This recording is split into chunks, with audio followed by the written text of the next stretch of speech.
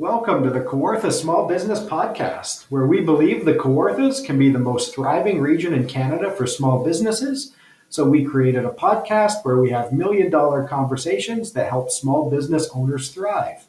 I'm Brian Rump from Profit Coach. And I'm Matt Garrity of Managee Digital. And we are recording from the Thrive Podcast Studio at Thrive Co-working Community in downtown Lindsay, Ontario at 18 Kent Street West. And today we have with us Roderick Benns, who is the owner of The Advocate.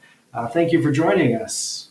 Thanks, Brian. It's nice to be here. Good to see you, Matt. Yeah, tell us about yourself and also The Advocate. Well, I'm the publisher of the Lindsay Advocate. I started it 5 years ago in 2017, just online at first in the late summer. We quickly realized we had something here that was worth expanding. And so we quickly went to a print edition, a glossy print magazine in March of 2018, and have never looked back. It's been a monthly glossy magazine since then. You might call it a local Maclean's with news and features and an emphasis on social and economic wellness for our community. Why do you call it a magazine and not a newspaper? Because it's a magazine. It's the size of a magazine. It's glossy paper, not the annoying newsprint that is left on your fingertips. It is a professionally produced magazine for all intents and purposes. I think I want to ask a question about what makes you so crazy to sort of get into the magazine business. And even you say like a local Maclean's, I'm like, I think you mean Maclean's 20 years ago, because so many magazines, downsized, they've changed their paper. And then, here you come with this great new sort of almost throwback. And, you do have something here. So that's just kind of awesome to see. But tell us about what that feels like to be kind of going against the trends.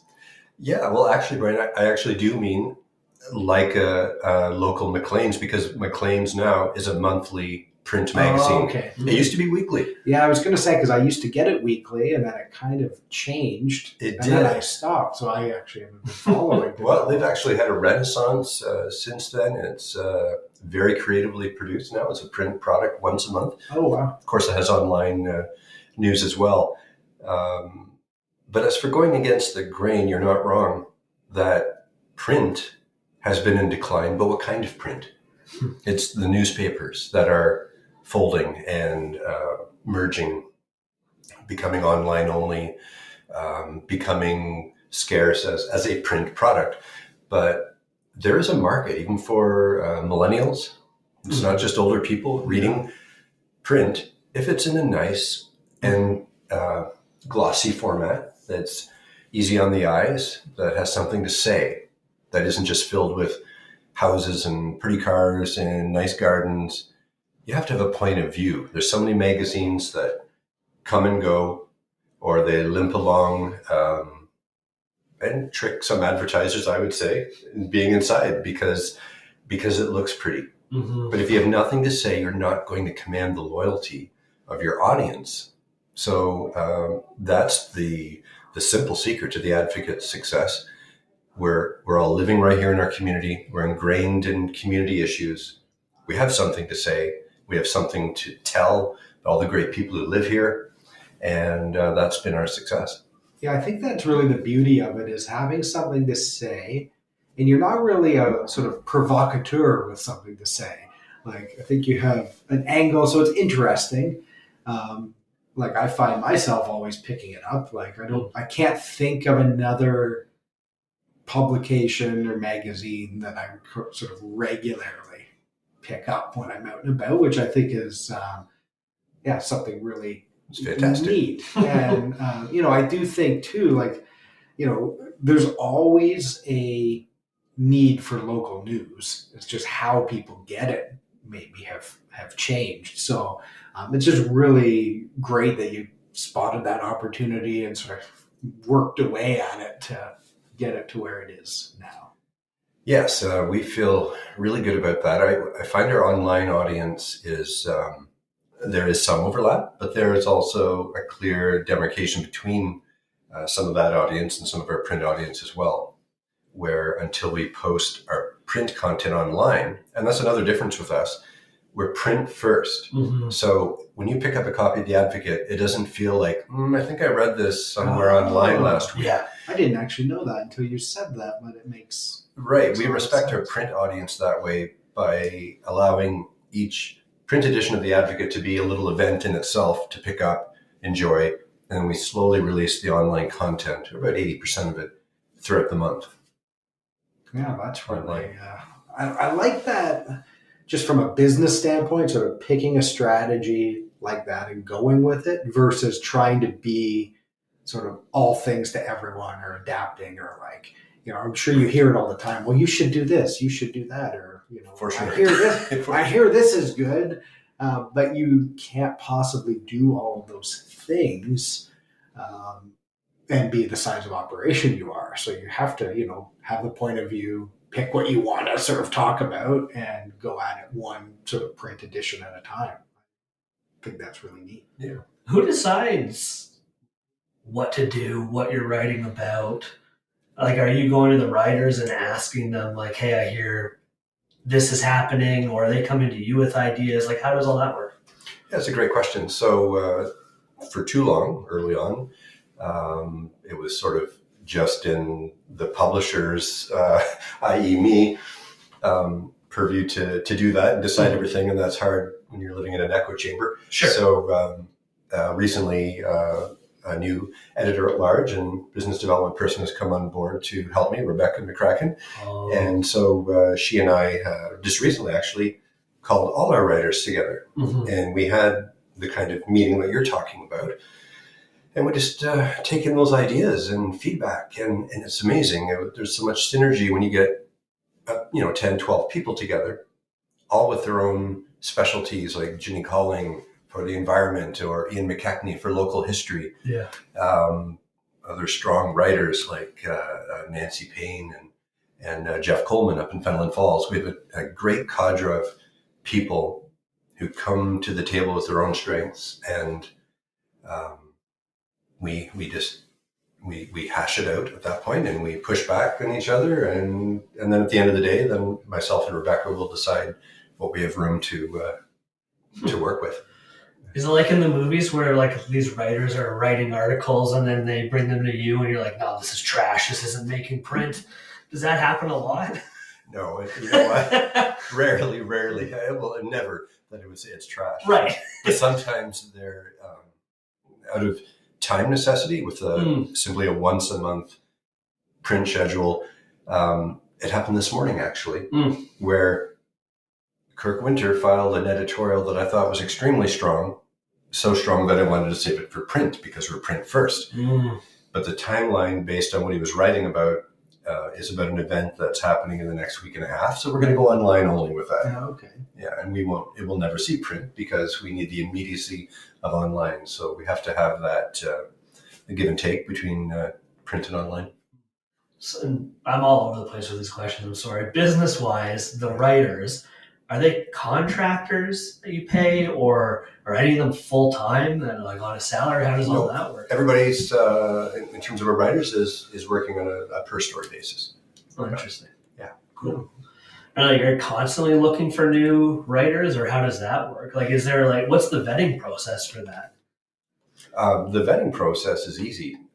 Send me an article that you think is worthy, and I'll be able to tell right away whether or not they can write, or if they show promise, or if it's a home run right away. So, yeah, the vetting process is simply send it to me on spec if I hear that a new person has a writing idea. But we're not looking constantly for new writers. We have a pretty strong group as it is.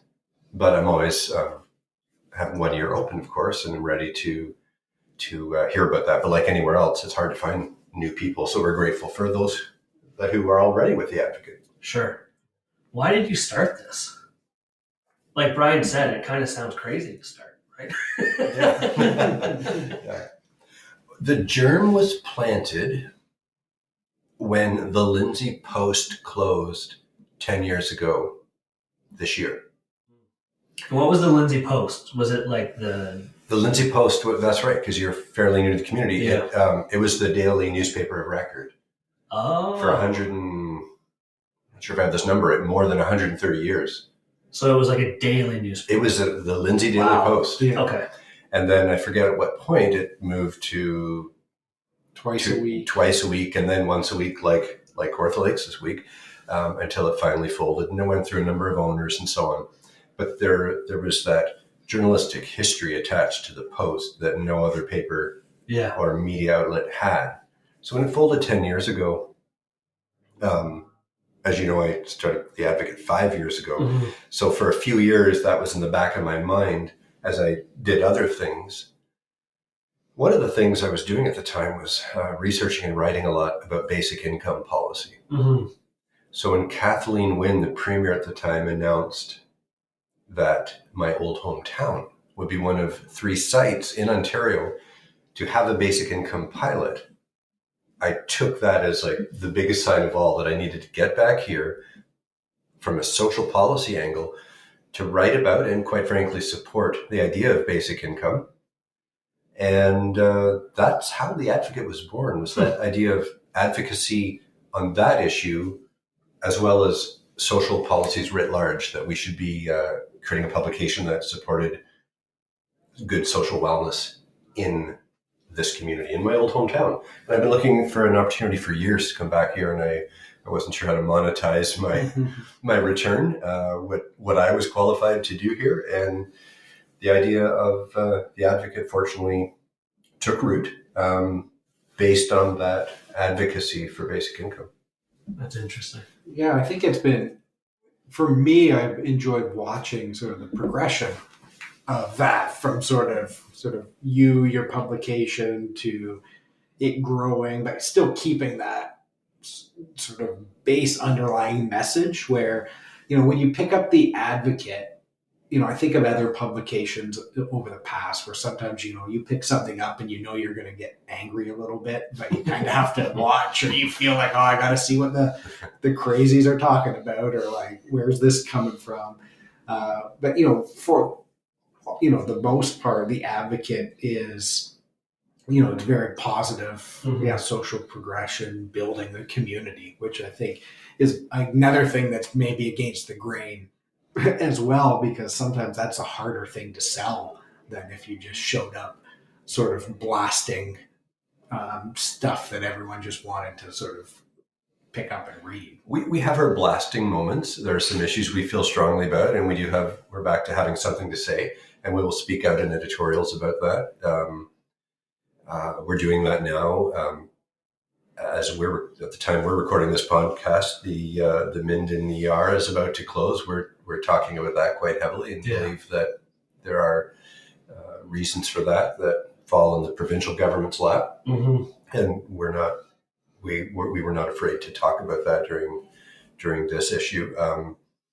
But for the most part, we try to be positive community builders without being that media outlet that is immediately targeted as, oh, they're conservative, oh, they're liberal, oh, they're socialist. There are some people who believe we're the most leftist publication, That's funny. and call us Pravda Light and so on. And then there are others who think we're too conservative. So it's interesting. What?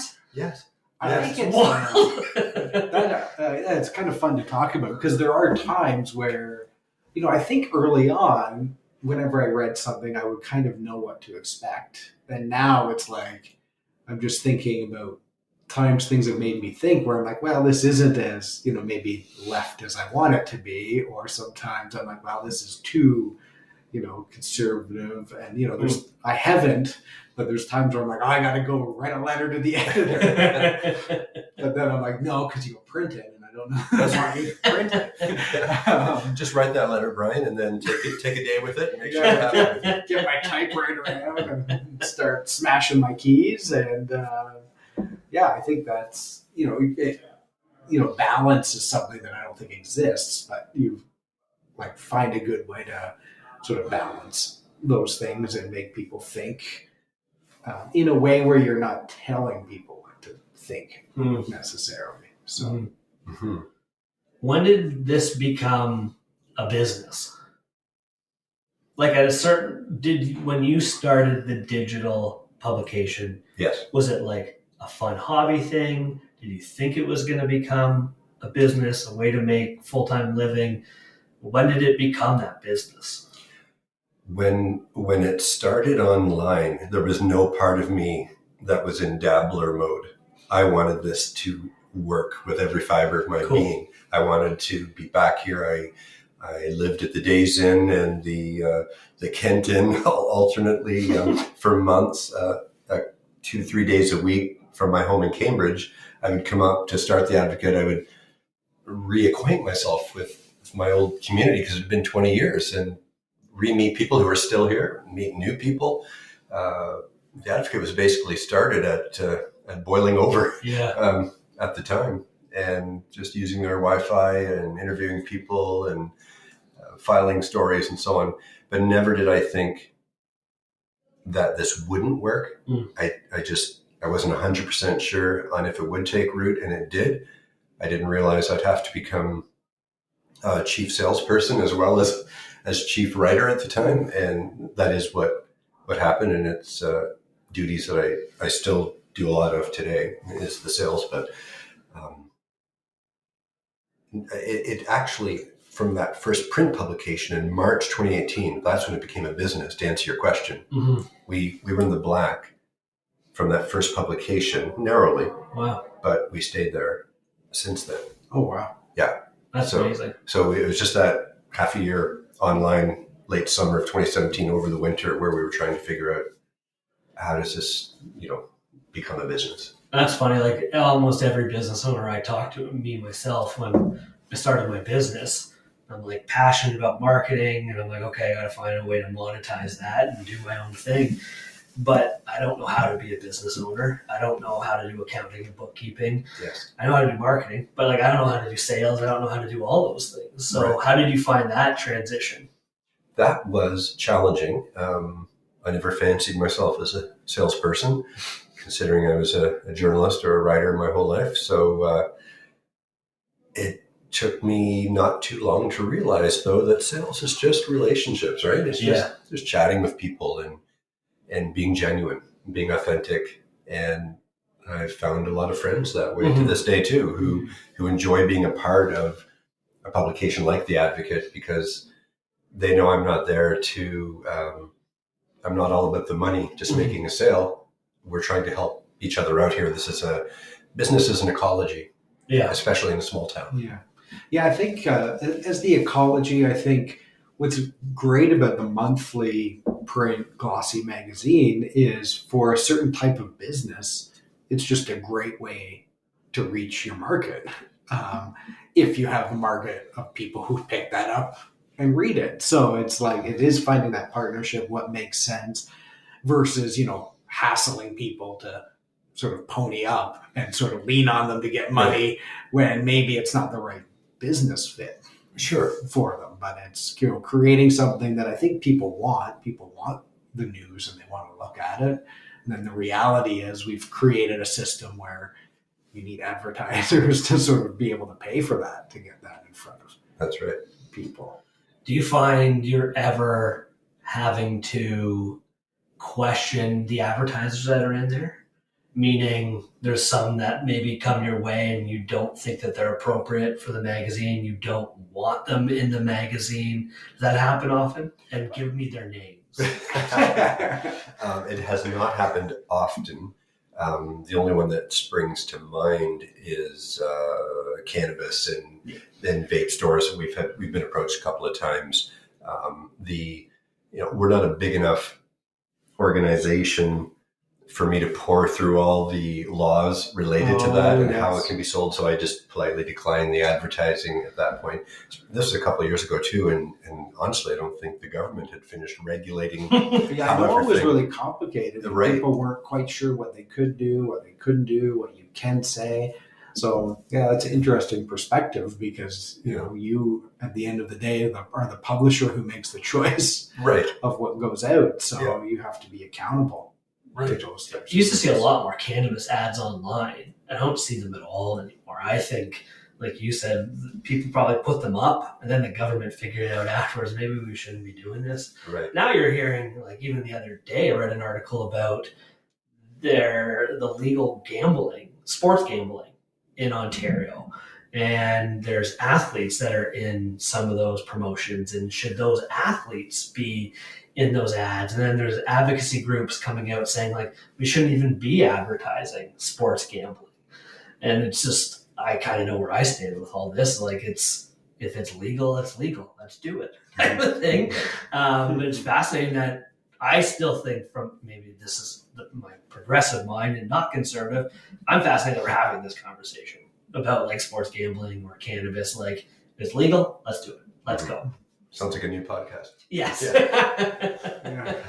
That's Free Market Podcast. Free market podcast. Except for conservatives who don't only want the free market for certain things Yes. that are picked and chosen. So that's maybe as political. I'll get before I get on my fun tiny rants. So. Yes.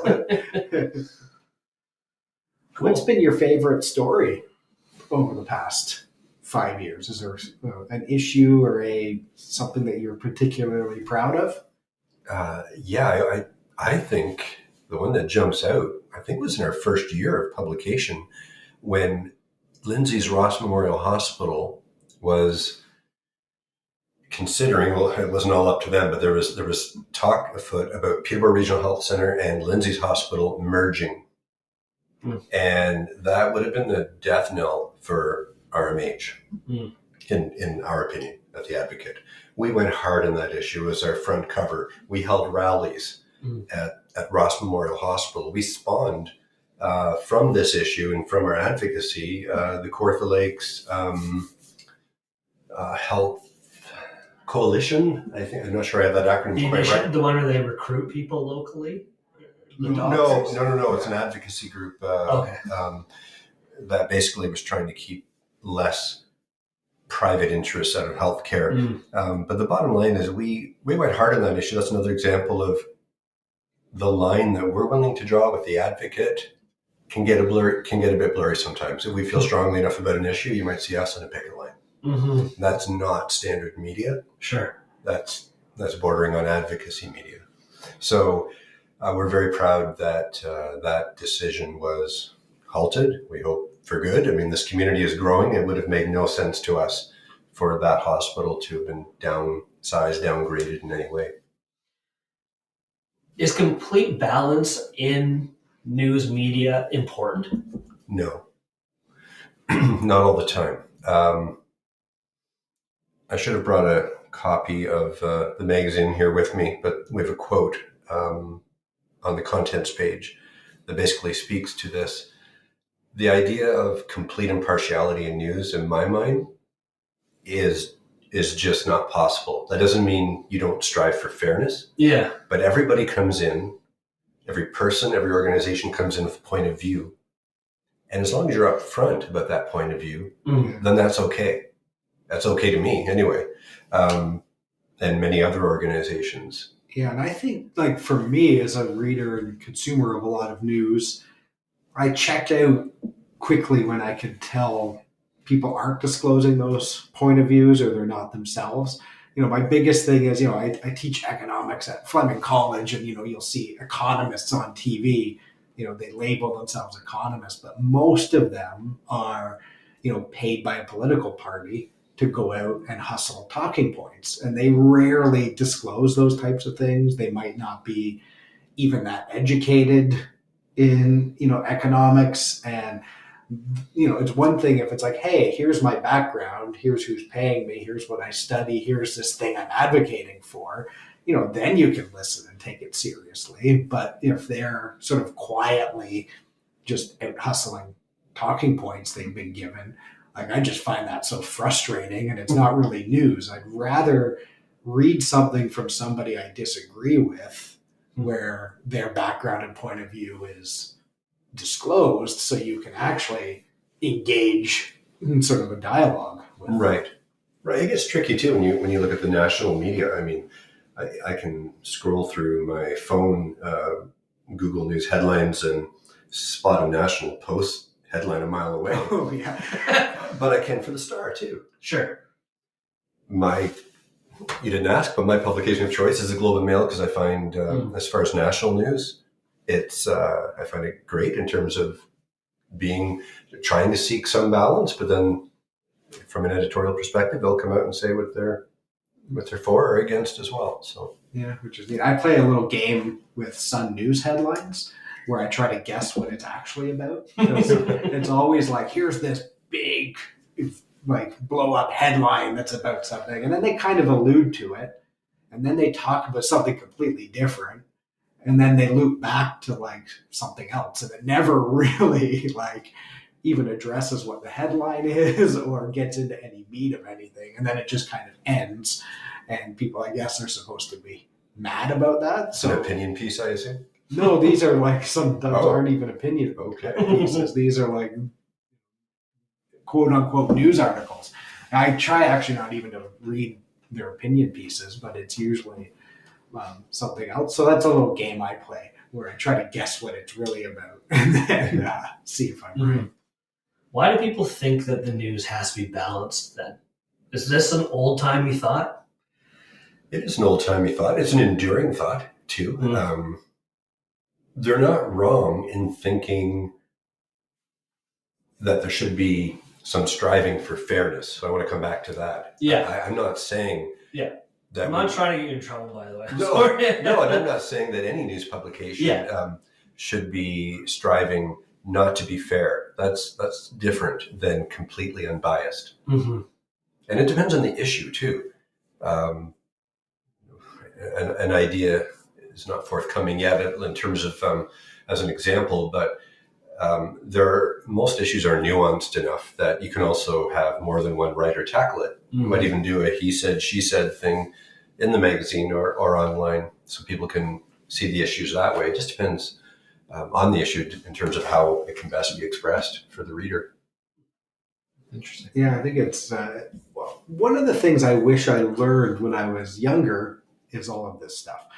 We kind of had, the newspaper would show up. I grew up in Belleville, so it was the Belleville Intelligencer.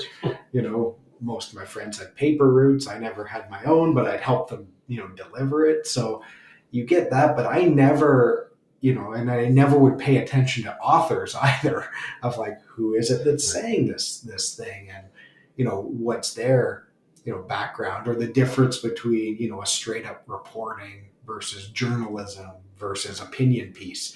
Like, I am embarrassed to even know when it clicked and I discovered sort of the difference between those things. So you can kind of wonder what you're getting into and why.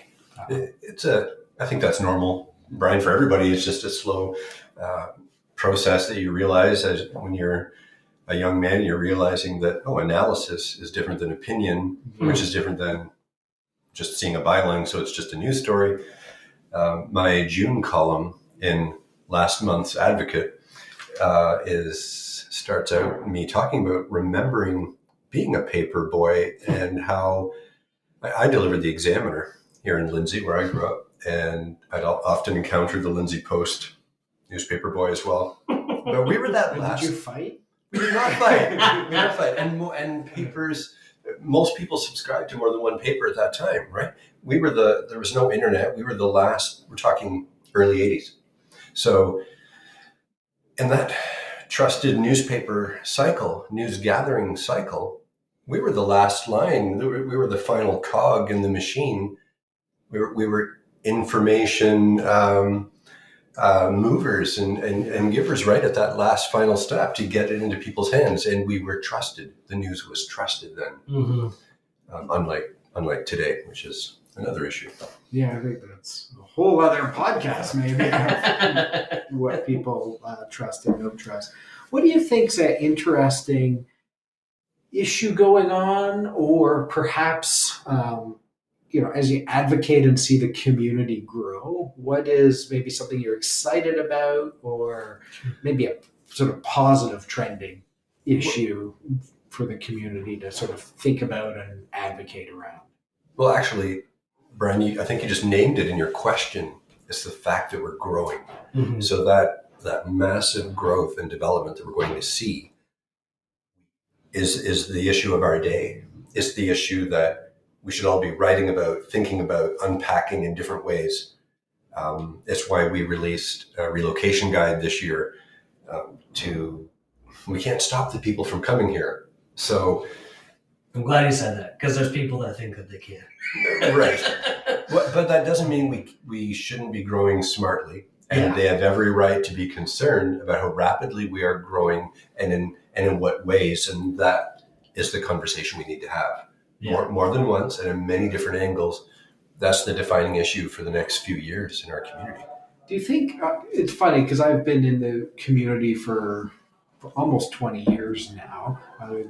From Belleville and moved up here and was in banking, and it was like, Walmart's going to be here by Christmas was like the first year I was here, and we've heard that forever. And so bored with that conversation. Yeah, well, I did a little article that I don't know if I published really, but like it's not going to happen. I think from Walmart's standpoint, not anyone else's, but the growth, it seems like everyone's been like, oh, we're going to grow. And then it hasn't been dramatic. So then I wonder if it's been an intentional decision to sort of resist the dramatic growth that we've maybe seen in some other small communities where, you drive through, 1 year and then 2 years later, all the fields you went past are all houses. Like, I don't know that I see that level of growth here, but I'm open to being surprised by it. But just, I guess, how fast will we grow? And is there any intention around it, or is it just going to happen? I think we're looking at adding, here in Lindsay, I think we're looking at adding another 10,000 people by 2030. It's extraordinary growth. Yeah. You're right, it hasn't happened before. And I think there was some optimism, some over-optimism on the part of people who were in the pro-growth camp that it would happen that fast. But there's been a confluence of events since then, right, including a pandemic that has made people realize they can work from anywhere, that there's going to be empty office buildings in Toronto for a long time. They're going to be, I think it's 47% full right now in terms of people who've gone back to work full time. That was a recent Globe and Mail story. Toronto is one of the most vacant big cities in North America right now because people here are pushing to work from home. They're looking for other options, including coming up to a place like Lindsay and Kawarthas Lakes, where you can go to a Thrive co-working community and rent an office for a day while you're here if you don't feel like being cooped up. I wasn't going to say, I thought Roderick was going down that route before me. I thought I was sufficiently vague to let the reader, the listener, come up with that. So yeah, big growth is coming. It's not overly optimistic anymore. So we better have our cards in order to make it happen in a way that benefits everyone. And we know that housing is practically in crisis mode everywhere, and no less than here. I guess my biggest concerns as a citizen, that sounds weird to say, I think about amenities and services for my kids so they can keep being kids, go do sports, all that kind of fun stuff. And then I don't know if this is a bit off the board, but there's not enough grocery stores up here. Yeah. I was saying to my wife the other day, we went to the Big Empire for years and it got too expensive. But we'd always see our neighbors. And then we went to Food Basics. We started going to Food Basics now. So the other one that the Big Empire owns, but it's a different name. But somehow doesn't get lumped in with Loblaws. Everyone hates Loblaws. Nobody says anything about the Food Basics and the Metros. Anyways, I was just thinking yesterday how we used to go to Loblaws, you'd see everybody there. It was packed. Now at Food Basics yesterday, packed, and saw a half dozen people that we knew because everyone's transitioning over. But at the same time, it's so busy all the time. There's more than 2 grocery stores here, but there's 2 very large ones and then 2 smaller ones. Downtown. Downtown. Yeah. There needs to be more. There needs to be more fast. That's going to be a huge problem. The lack of fast. Is that what you're saying? Yeah. Yes. So I know Flato has plans on the east side to see another large grocery store go in there as well in one of its communities. I'm going to go back. This is slightly off topic, but you said it was weird to call yourself a citizen. That's another, it's a thing that bothers me. You will never see me write the word taxpayer unless it's in a quote, because I hate the way that Yeah. more common term reduces us all to people who pay taxes. It's so reductive. I mean, we are citizens, and we have to get more comfortable saying and using that word and all the rights and responsibilities that implies.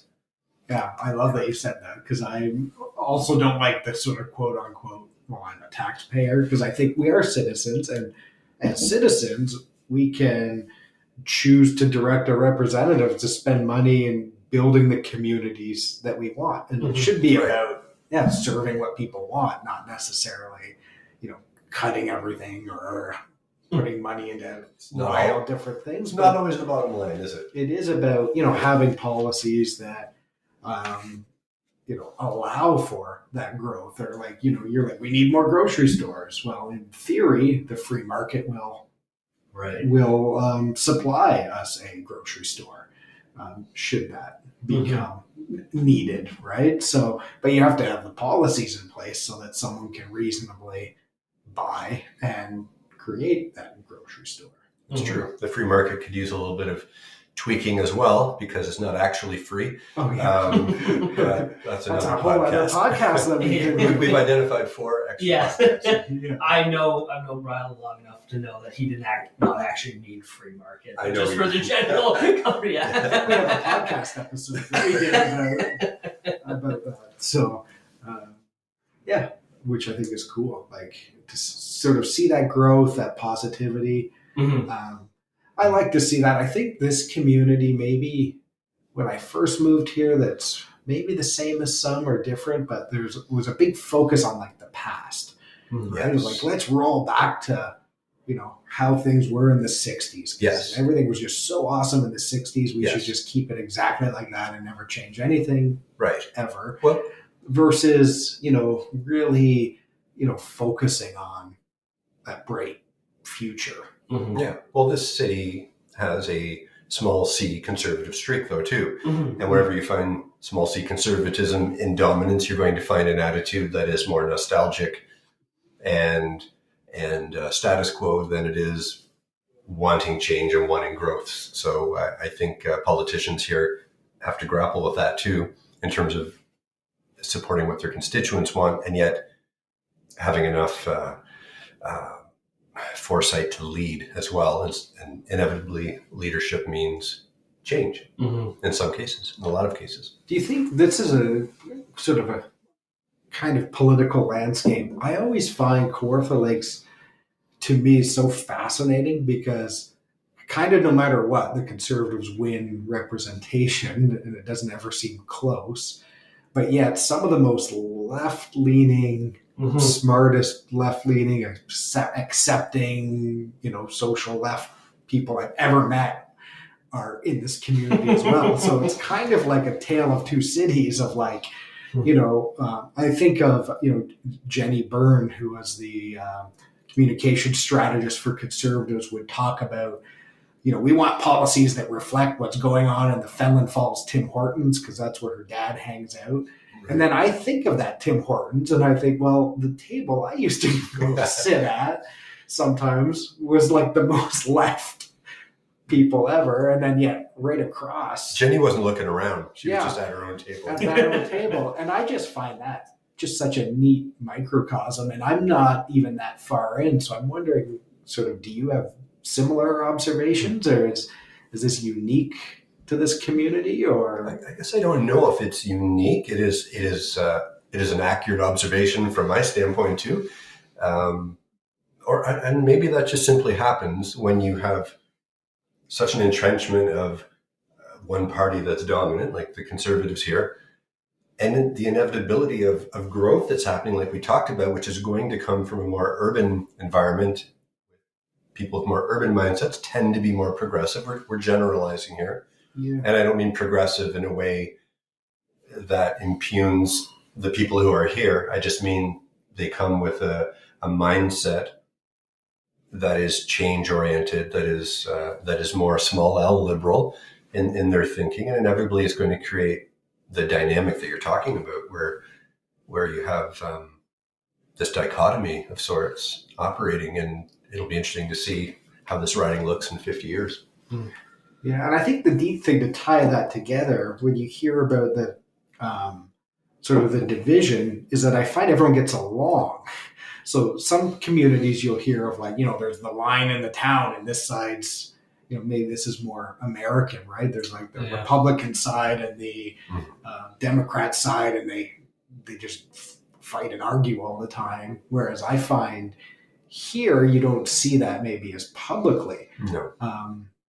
Which I just, again, another interesting observation in terms of, seeing sort of that constant change and what the growth will.